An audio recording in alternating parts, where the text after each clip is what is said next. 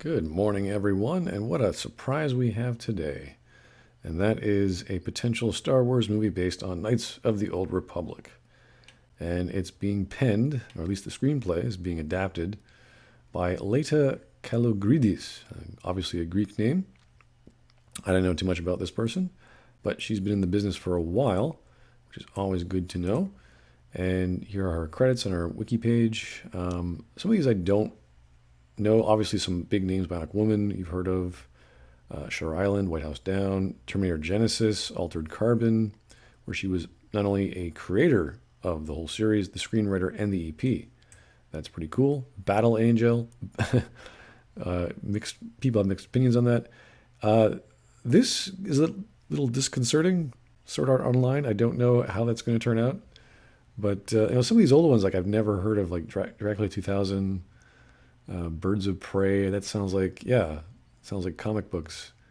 The series takes place in a Gotham City abandoned by Batman. Ooh, where have we heard that before? So yeah, she's got her chops. She knows what she's doing. Some of these are good. Some of these are not so good.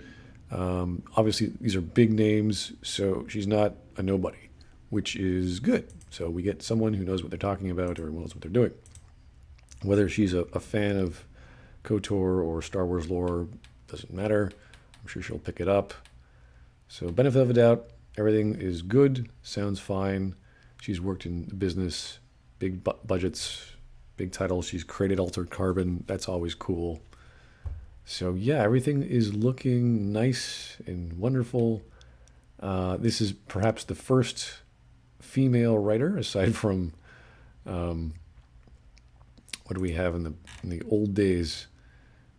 Yeah, with Leigh Brackett, who co-wrote 1980's The Empire Strikes Back. So this is the first female writer that we've got, according to Madame Kennedy's reasoning to have female writers, or females in general. So yay, females! Woo! Let's see. Yes, we're developing something to look at. Yeah, we knew that. Right now, I have no idea where things might fall. Okay, so it sounds like they're doing a trilogy. And this is where I have a little bit of apprehension. We do know there's two games that came out, and adapting the first game technically should make sense. But these games are very long, and there's lots of dialogue. And I mean, I'm going through the first one right now in the plot analysis, but you have to cut out so much, especially from the second game, if they're planning to follow the lines of the exile and her journey. The first game is very different from the second in terms of the story and the plot. So it's like, okay, the first game you're trying to find a magical space station by going through various planets to find a piece of a map, which already sounds like the first part of the trilogy of the latest Star Wars movie franchise. So it's like, all right, this is going to sound pretty similar to what's already out there. So they always have to cut out a lot of those map places, locations, and pieces, a lot of the characters, boil it down to an hour and a half to 2 hours, if not 2 hours to 3 hours. I mean, there's just so much content. So she has a lot of work ahead of her to cut out. And you have to remember, that was written way back in the day. We're talking like 20 years ago by Drew Karpyshyn.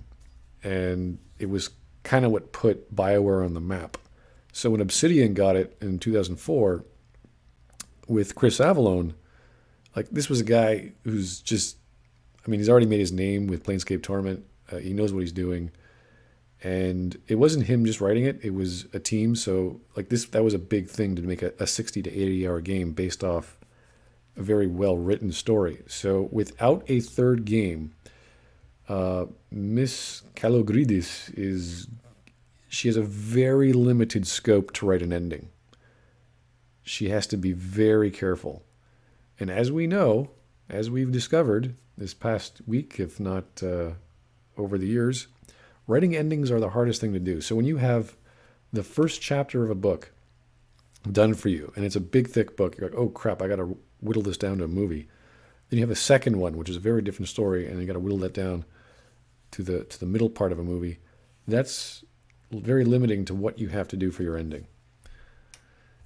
So, oof, little scared, but happy it's been getting done finally.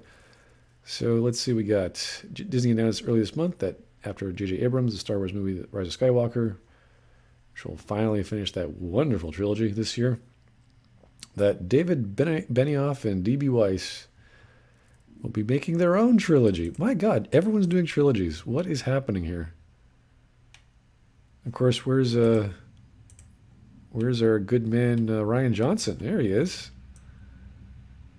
He's also doing a trilogy. They're just handing out trilogies. It's like we got billions of dollars to make movies or trilogy movies. Yay. So this is good news. Her credits are good. Again, can't judge everything. Not everything everyone does is going to be gold, and that's fine. I wish they would start consulting with some of the writers, of course, from Bioware and Obsidian, or just hire Chris Avellone. That's my what do you do for a game or movie? Hire Chris Avellone. Just do it. Oh yeah, and of course there's the Mandalorian coming out. We're not sure exactly when that takes place. That would be rather fascinating if it was based around the same time period. Of course, these are all 4,000 years prior to the events of Episode 1. So that is, far and away, galaxy even further, far in the past from the Star Wars movie franchises at least. So good news, a little apprehensive, but glad it's being done. I don't know, what would you guys expect in a third chapter of the KoTOR of now a trilogy? It doesn't, yeah, even saying that's like, pretty much a repeat of what happened to Game of Thrones if we are to understand having a good writer that hasn't finished his books and then having the showrunners slam it all together. Obviously, it's a little different when you're talking about HBO and the silver screen. But what would you guys think would happen in a third chapter of KoTOR, which it jumps the epic of Revan?